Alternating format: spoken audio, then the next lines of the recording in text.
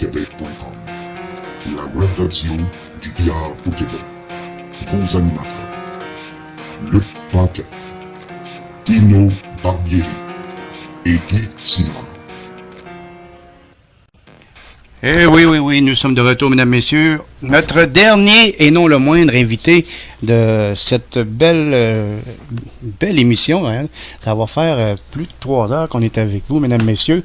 Monsieur Alain Parent, un des organisateurs, un des grands chefs du tournoi, le Falcon Tour. Salut Alain, comment ça va? Bon, les gars, ça va très bien. Yes. Merci de nous donner une entrevue à la dernière minute de même. On avait ton entrevue de l'académie, mais j'ai décidé que je pense que c'était mieux de t'avoir en direct. Je vais te passer Luc et Tino qui vont jaser un petit peu avec toi. Ah, c'est parfait. Bonjour les gars. Hey, bonjour monsieur Parent, ça va? Ça va très bien. À chaque fois qu'on se parle, je t'ai entrevu. Où je te prends en entrevue à Turning Stone, ou on se prend en entrevue tout de suite. On n'arrêtera pas de parler de ce Falcon Tour-là. Félicitations encore. Avez-vous hâte pour le premier tournoi? Là, c'est à Rimouski. Ouais. Là. On a hâte pas mal là, dans 3 semaines à peu près. Là, ouais. OK. 3-4 octobre, oui, en effet. 3-4 octobre, ouais. Parle-moi un peu des dernières préparations finales, des baguettes, tout ce qui entoure l'organisation. Là. Ouais, les dernières choses qu'on est en train de préparer, c'est le site web. OK. On est sur la finalisation du site web, même que je dirais que le site web à l'instant même est fini, mais il n'est pas en ligne.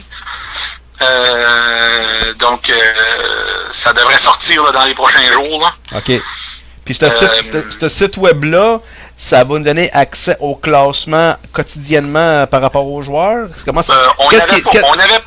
On n'avait pas prévu faire un genre Un classement? Un classement point pour notre circuit pour la première année. OK. Par contre, oui, effectivement, c'est un peu tout ce que vous savez ce que vous savez actuellement au sujet du tour, mais c'est mis dans un site web. C'est sûr que là, on a été plus loin au niveau des règlements, on a tout expliqué ça, puis ça va tout être écrit. Là. OK. Puis il y avait quelques tournois qui avaient plus gros d'argent qui était rajouté, genre le tournoi du Dolis de Lévis, là, qui a 2000 rajouté au lieu de 1500 dans le tournoi principal. Donc, les autres tournois, c'est 1500 rajoutés et 500 rajoutés pour le tournoi de la deuxième chance. Le tournoi de Lévis, lui, c'est 2000 rajoutés pour le tournoi principal et probablement 500-600 pour le tournoi de la deuxième chance. OK. Ouais, comme tu nous expliquais, je pense pour Lévis, c'est que ça arrive en même temps qu'un autre gros tournoi à Québec, je pense. C'est ça, fait qu'on fait une pierre de 2 coups, fait que c'est en même temps que le tournoi à Nilgay, au Dolis de Lévis, fait que nous, on s'est associé avec le propriétaire du Dolis de Lévis pour faire notre tournoi et son tournoi comme dans un gros tournoi. C'est bon, ça. Mm-hmm. Pour ceux qui viendraient d'arriver, là, qui n'ont jamais entendu parler du Falcon Tour, c'est 12 dates pendant la saison, incluant une grande finale. C'est qui peut jouer dans le Falcon Tour? C'est n'importe qui. Ouais, non, c'est un tournoi pour n'importe qui, les amateurs, les semi-pros, les pros, toutes les classes. Moi, je dirais pas toutes les classes. Là. Les classes ciblées là, sont principalement, je dirais 2A en montant, mais s'il y a des A qui veulent s'inscrire, ils sont invités aussi. Là. Nous, la façon que ça fonctionne, c'est que c'est pas un tournoi avec des matchs avec handicap. C'est que ça va dépendre de ta classe et tu vas payer le montant de l'inscription qui va équivaloir à ta classe. Donc les pros, ça lui coûte 120$ pour l'inscription. Les semi-pros ou les intermédiaires comme nous, on les appelle, ça va coûter 80$, puis les amateurs ou les 3 et moins va coûter 60$. Et comment ça se passe pour catégoriser les joueurs, le classement des joueurs? Qui s'occupe de ça, puis comment vous faites ça? Nous, on est associé avec la Fédération de billard du Québec, qui ont déjà les codes CAB. Donc, nous, on va se baser sur leur système de codes et leur système pour utiliser ça pour nos joueurs. C'est sûr. Et c'est sûr qu'on s'en va dans les régions. Donc, il y a des joueurs qui ne seront pas cotés. On va s'organiser avec un gars de chacune des places là, pour au moins pré-coter un gars. Vu notre formule, même si on se trompe un petit peu dans sa cote, ce n'est pas très très critique. Disons, si un gars, on pense qu'il est 3A puis c'est un vrai semi-pro, ben nous, ce que ça change dans notre tournoi, c'est qu'il va payer 20$ de moins. Au lieu de 80, il va payer 60, mais ça lui donnera pas plus dans le tournoi. Là. C'est pas juste des 3A ou des semi-pro. Dans nos tournois, ça ne changera pas grand-chose s'il y a un gars qui n'est pas bien coté. OK, ouais, parce que Donc, c'est pas une classe unique, donc c'est une classe globale, exactement. donc c'est pas vraiment dramatique. Je comprends ce que tu veux dire, ouais. Exactement. Ça va aider un peu tout à ce que nos tournois soient cotés avec la fédération. Ça va leur aider, eux, dans leur championnat provincial. Que les joueurs ont besoin d'avoir 150 parties pour pouvoir participer au championnat provincial. Okay. Ça l'arrivait souvent dans le passé que les joueurs ne pouvaient pas jouer des régions parce qu'ils n'avaient pas ce 150 parties-là de jouer. Donc là, ça va aider à tout ça. C'est sûr qu'on va aussi leur apporter une banque de noms qui vont être nouveaux, qui n'auront jamais vu avant. Okay. Donc ça va aider à ce système-là. Okay. Ouais, tu vois, on a parlé à Eric Gaudreau un peu plus tôt, puis justement, c'est ce qu'il disait, il est très content du Falcon Tour, qu'on va pouvoir justement emmener plein de nouveaux joueurs. On parlait tantôt des 2A, des 3A, puis c'est ça, c'est important à rappeler que le lendemain, ceux qui sont éliminés, 3 et moins, ils ont un tournoi de la deuxième chance. Pour à peine 20$, il y a 500$ ajoutés. Donc, de très bonnes chances. Ces joueurs-là ont 2 chances pendant la fin de semaine d'aller chercher de l'argent. C'est des courses à 3. Ça va être des courses rapides, mais c'est vraiment une bonne opportunité pour ces gens-là. Moi, je m'attends au premier tournoi à Rimouski d'avoir beaucoup de monde. Alain, je sais pas toi ce que tu en penses, mais on est bien situé à Rimouski, pas loin de Québec, pas loin de Saguenay, pas loin du Nouveau-Brunswick. Moi, je m'attends à ce qu'il y ait au moins 50-60 joueurs. D'après toi, Alain, ça va donner quoi à Rimouski? Nous, c'est sûr que nous, la façon qu'on est monté, on prévoit que tous les stops vont à peu près être entre 30 et 40 joueurs, mais c'est sûr qu'il y en a dans ça que ça se peut qu'on monte à 50. Ouais. C'est sûr c'est sûr et certain que dans nos stops, c'est des salons qui n'ont pas toutes 15-20 tables. Il y en a certains d'entre eux qui ont 7-8 tables. Genre, lui, à Rimouski, il y a 8 tables. Ouais. Moi, à 8 tables, là, j'en ai vu assez dans les autres circuits qu'on va jouer dans les États-Unis. À 8 tables, là, c'est facile de jouer un tournoi comme ça, les courses à 9 des deux côtés, avec un tournoi de la deuxième chance le dimanche. C'est facile de jouer un tournoi à 40 ou 42 joueurs la même fin de semaine. Là. Fait que avec 8 tables. C'est tant qu'on tombe à 7 tables et à 6 tables, là, on tombe dans les problèmes un peu. Là. OK. Ah oui. Ça va falloir tout simplement gérer ça pour éviter qu'il y ait trop d'attente aussi, que les matchs roulent en pleine vitesse. Exact. Ben, ça va être la job du directeur de tournoi pour bien faire ça, pour bien dérouler ça aussi en même temps. Là. Exactement. Les conditions vont être très strictes au niveau des pauses à travers les matchs. Nous, on est habitués dans la fédération qu'on a une pause à mi-match. Mais là, nous, dans notre circuit, il n'y a pas de pause. Donc, les deux joueurs s'arrangent et s'il y en a un qui a besoin d'aller aux toilettes, ben il va aux toilettes, mais il n'y a pas de break cigarette. Ça n'existe pas, là. Okay. Il y a des conditions à ça. Les joueurs, si on les voit s'en aller fumer, ben son match va être perdu. Tu sais, Alain, Ouais, continue, excuse-moi, vas-y. C'est ça, les conditions, les règlements pour les breaks là, vont être très très stricts parce qu'on n'a pas des grands salons avec des 15-20 tables, fait que à 7-8 tables, il faut que ça roule. Là. OK. Je sais que moi et toi, on a jasé un peu à Turning Stone. Je t'ai pogné en entrevue aussi avec Suicide Upstate Hall, puis je l'apprécie beaucoup, c'est le fun. On a vu beaucoup de problèmes de raquage. Dans Turning tu ris, hein, c'est vrai pareil. Mais on avait beaucoup de problèmes de raquage à Turning Stone. C'est-tu quelque chose qui vous concerne, le raquage? Y a-t-il une formule gagnante que vous allez peut-être adopter dans votre circuit? Quelque chose de différent des autres qui va vous distinguer? Le Falcon Tour sont connus pour avoir tel règlement pour le raquage. Ou est-ce qu'on va juste continuer à raquer comme qu'on fait d'habitude, puis que les gens checkent le rack, puis y a-tu quelque chose que tu veux essayer, peut-être, pour innover? Donne-moi ton avis là-dessus. Nous, on va souvent là, dans les circuits, dans les États-Unis, dans le Just Tour, dans le Predator Tour, qui est pas trop loin aussi. Ouais. On va souvent dans ces choses-là, ces circuits-là, puis on n'a jamais de problème au niveau du rackage dans les événements standards. Bizarre. Jamais, j'en ai jamais vu avant. Donc, tu veux me dire que dans les circuits... Vas-y, continue. Oui, sauf que à Turning Stone en particulier, là, c'est tous des champions du monde. Puis là, il y en a là-dedans qui sont plus...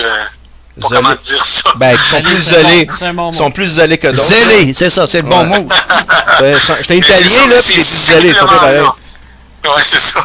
C'est simplement là qu'on voit vraiment les problèmes de rackage, là, comme qu'on a vu cette année avec 2-3 joueurs en particulier. Mais dans les événements standards, même si c'est l'adversaire qui rack, on voit très... Moi, j'en ai jamais vu avant, là. Des troubles de rackage, que le gars, il chiale trop, puis là, tu rack 10 fois, 15 fois, puis ça prend du temps, puis on ne voit pas ça avant, là. C'est principalement... tant qu'il y a trop une grosse masse de gros joueurs. Ouais, c'est sûr. Ouais, je comprends. Donc, si je comprends bien, il n'y a pas de Magic Rack sur votre circuit, là. Non, effectivement, c'est l'adversaire qui rack. C'est pas un choix. Il y a pas c'est pas de rack your own. Les joueurs ne pourront pas s'arranger. OK. C'est l'adversaire qui rack, puis ça va être comme ça. Comme dans les autres places qu'on voit dans les États-Unis, qu'on n'a aucun problème avec ça. OK. On joue au 9 dans notre circuit. On joue au 9 avec les règlements du 10, qui est un peu particulier. Le but de ça, c'était d'essayer d'enlever les boules qui sont faites les flouks à la chance. Là, à la chance, ouais, bien dit, ouais. Ouais. Fait que donc c'est juste call shot, c'est pas call safe, hein, c'est juste call shot. Non, c'est ça, c'est là du 10 que nous on est habitués. Call pocket. Donc ouais, c'est ça. Donc call shot et s'il y a quelqu'un qui fait une boule, une flux, ben l'autre a le droit de le laisser jouer s'il est safe ou ben non, peu importe. Là. OK. Mais c'est pas call safe, non, parce que là, c'est trop complexe. Nous, le but, c'est que Nous, le but, c'est qu'on veut avoir un circuit pro qui a de l'allure, mais en même temps, il faut que les amateurs peuvent avoir du fun là-dedans. Là. Si on met trop des choses qui sont compliquées, là, ça n'aura pas d'allure. Très bien dit, Alain. En tout cas, je te félicite encore une fois. Luc? Oui, ben d'ailleurs, Alain, je pense que vous êtes commandité par Falcon, donc à tous les événements, je crois que les gens peuvent gagner une baguette Falcon qui va être tirée par les propriétaires de chaque salon. Tu peux-tu nous parler un peu de ces baguettes-là? Ils ont quelque chose de spécial, ces baguettes-là, un petit peu, hein? Ces baguettes-là, c'est des baguettes qui sont édition limitée. On a 11 baguettes parce qu'on a 11 tournois. Si vous allez sur le site de Falcon, vous allez voir que la série édition limitée, c'est une série que les baguettes sont peut-être numérotées. Dans la série des éditions limitées, il y a 6 modèles. Chacun de ces six modèles-là est limité à 88 baguettes sur la planète. Wow. Donc, il n'y a pas plus que 88 baguettes de ce modèle-là sur la planète de chacun des... Il y en a 6, là, fait que disons 6 x 88, disons ça fait 550 baguettes. Ben nous, dans les 550, on en a 11. Ben, c'est excellent. C'est bon, ça. Et c'est tous des baguettes d'une valeur autour de 1000 $, entre 800 et 1000 $ qui ont 2 flèches, les petits joint protectors, puis tout le kit. Ça vient tout avec le gros kit Falcon. C'est un très beau kit. Puis aussi, il y avait des choses que j'ai pas dit dans les anciennes entrevues. Avec les ventes de billets des baguettes, on va aussi faire tirer un deuxième prix. Avec les mêmes billets. Donc le deuxième billet qui va sortir du panier, ça sera un certificat cadeau de Winning Stroke. Oui. Oh, nice. Excellent.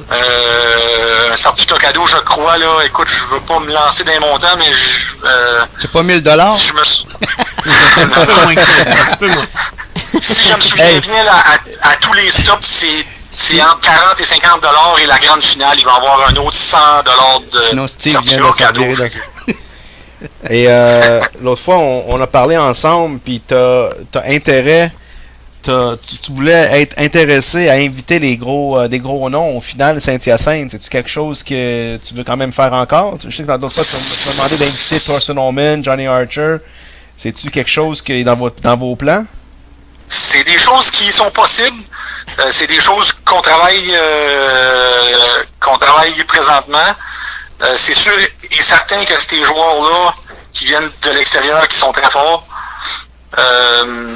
vont avoir, parce que vu qu'ils n'ont pas joué de tournoi sur notre circuit, leur frais d'inscription sera à peu près le double de tout le monde. OK. Donc, nous, le but, c'est que s'il y a des gens qui viennent, qui n'ont pas joué dans nos tournois, ben, les pros principalement, là, ben, eux, là, le frais d'inscription passe à très cher. Là. Je pense que c'est de... Si je me souviens bien, là, ça passe de...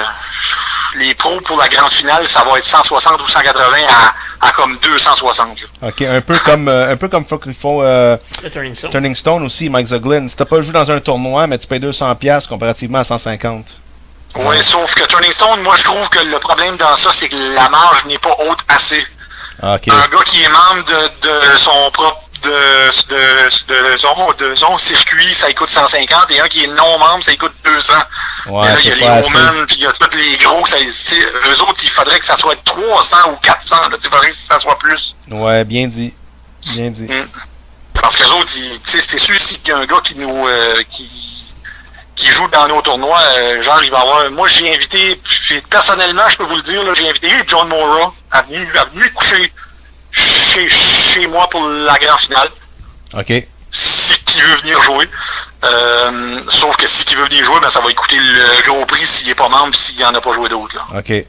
Penses-tu Moi, que Mike Zollin il fait ça pour avoir plus de monde parce qu'il sait que s'il charge 300 ou 350, il n'y aura pas son bracket à 128? Y a-t-il une possibilité peut-être qu'il pense quand même aussi? Je sais pas. Je pense que ça fait longtemps qu'il fonctionne de cette façon-là. Ça fait longtemps que ça fonctionne. Ça fait aussi longtemps qu'il y a des listes d'attente pour Turning Stone. Si t'es pas inscrit, puis il y a 128 noms, ben t'es sur la liste d'attente. Fait que, Ouais, peut-être c'est pour ça moi, qu'il ne veut pas pense- changer ça à plus que 200. Ouais. Une formule gagnante. Ouais. Mais moi, je pense qu'il y aurait intérêt à le faire payer un peu plus. Là. Au moins, les joueurs qui sont pas habitués sur ce tour-là, oui, il y avait ça aussi qui était toujours là. Il y a avec Cassandio. Ceux-là, c'est bien correct parce qu'ils sont là pendant la saison, puis les 15 autres stops, ils en jouent peut-être 10, tu sais, fait ils sont là souvent, là. C'est juste c'est les autres, là. Mais tu sais, Tino, je pense pas qu'il perdrait des joueurs à augmenter le prix. Il perdrait peut-être quelques amateurs. Mais un gars comme Strickland qui était pas là cette année ou whatever, pour 300$, là, écoute, on s'entend-tu qu'il y a 8000 au gagnant, là, je pense pas que ça les empêcherait de jouer de toute façon. Mais si tu montes ça, mettons, à 300, peut-être que tu auras 10 000 au gagnant.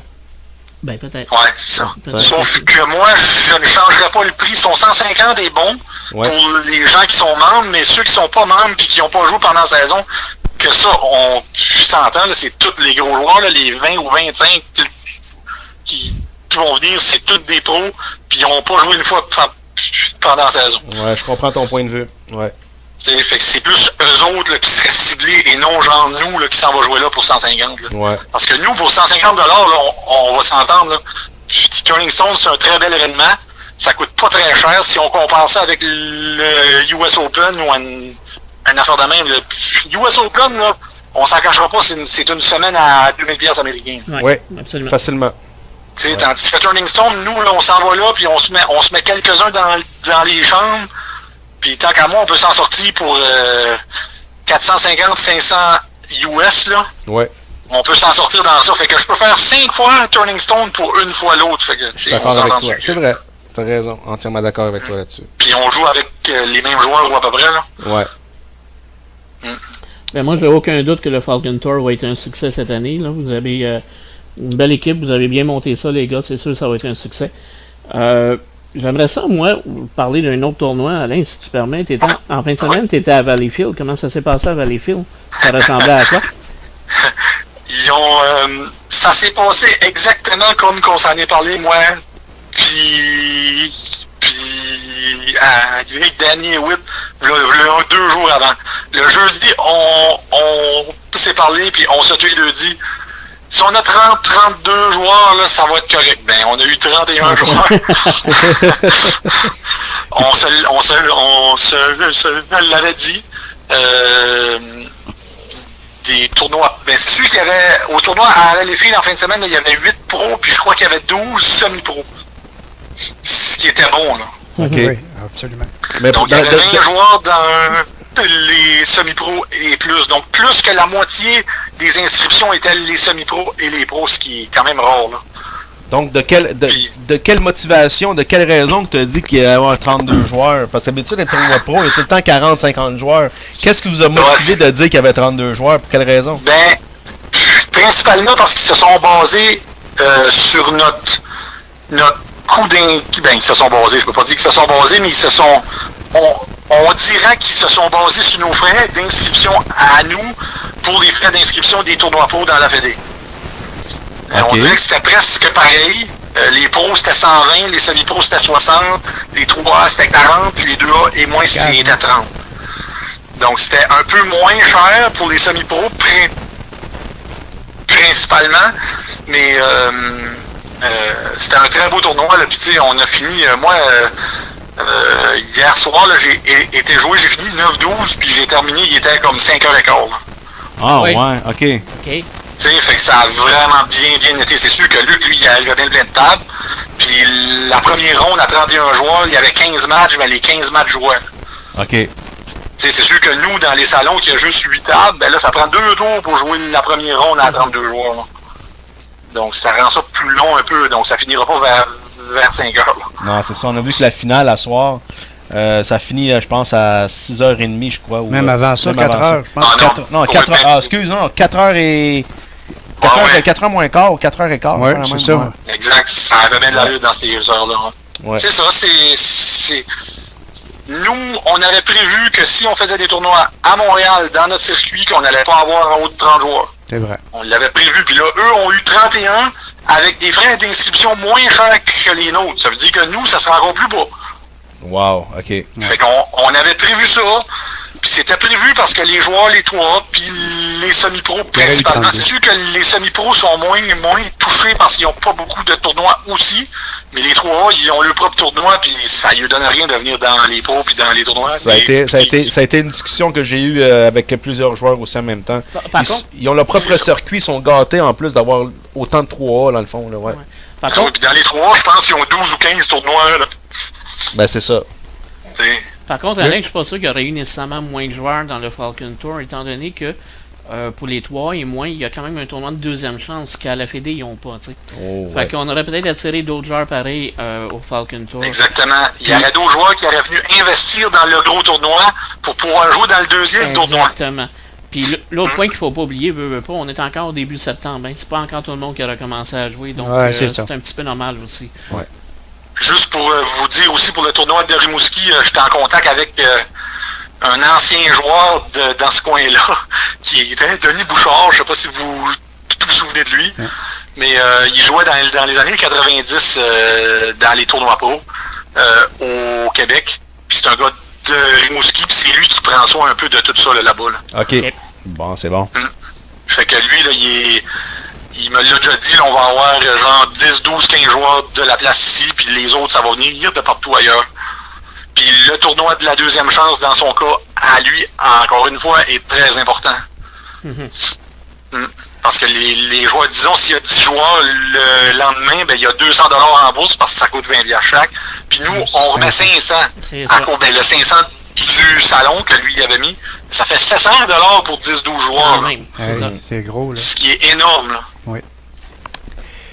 Mais il faut faire attention, c'est juste les joueurs qui ont joué dans l'événement principal qui ont droit à ce tournoi-là. Exactement. C'est pas un petit autre amateur qui peut arriver là le dimanche puis dire joue là. Non, il faut que tu aies investi dans le tournoi du samedi pour pouvoir jouer le tournoi du dimanche. Dis-moi, Alain, à ta connaissance aujourd'hui en fin de semaine, parce qu'on regardait un peu les inscriptions du championnat provincial, il n'y avait pas beaucoup de pros d'inscrits. À ta connaissance, est-ce qu'il y a eu des inscriptions en fin de semaine à Valleyfield? Ça n'a pas trop été discuté. OK. On n'a pas discuté énormément du championnat provincial. Dans le passé, je peux dire que les pros, on le sait un peu, là, ils s'inscrivent toujours à la dernière minute. Ouais. C'est toujours pareil. Même dans les semi-pros aussi, il n'y en a pas beaucoup qui sont inscrits au championnat provincial. Là. Non, en effet. Je pense que moi, j'ai été le premier là, quelques semaines. Fait que c'est ça. Fait que j'ai hâte de voir comment ça va aller, mais je pense que le A et le 2A est plein déjà. Il reste les autres classes. Moi, je pense que ça va être quand même bien. C'est sûr qu'il faut dire que les joueurs du Québec sont pas habitués. Ceux qui n'ont pas sorti, ils ne sont pas habitués à jouer un tournoi dans un hôtel. Mm-hmm. Quand ils vont jouer à Victoriaville, ils vont trouver ça incroyable. Mhm. Puis comme à Turning Stone qu'on est habitué, puis comme dans les autres places qu'on va une fois de temps en temps, là, Ouais. dans un hôtel, tu mets ton char là, puis tu restes là la fin de semaine. Tu bouges pas de là, c'est ça. Faut que les Tu joueurs. peux même aller jouer en pyjama si tu veux. Ouais. Alors, Parce c'est que- vraiment génial. Ouais, parce que faut oublier le fait qu'avant, le provincial, il était dans un scratch. Fait qu'aussi. Exact. Ouais, fait que c'est ça. Fait que les frais d'inscription, on dirait que les joueurs sont pas habitués de payer des frais d'inscription un peu plus élevés à cause du déplacement des tables et tout. Donc je pense que c'est une des raisons pourquoi que les joueurs sont pas. Ils hésitent aussi de jouer là-dedans parce qu'ils pensent que ça coûte cher. Moi, je pense pas que ça coûte cher. Ça coûte qu'est-ce que ça coûte à cause que c'est pas une salle de billard. On était gâtés avec des tables Exactement. déjà installées, mais là, il faut payer pour installer les lumières et les tables. Et gâté sans Exactement. c'est J'en ai c'est parlé, un moi, grand- déjà. Puis moi, un plus là, que je trouve là-dedans, là, c'est que les papas et les mamans vont pouvoir amener leurs enfants. Ouais, ça c'est un bonus. Hein? Exact. Ça c'est un Et bonus. là, ils vont pouvoir rentrer, ils vont pouvoir, à la place de faire garder une fin de semaine, là, ils vont pouvoir les amener avec eux autres.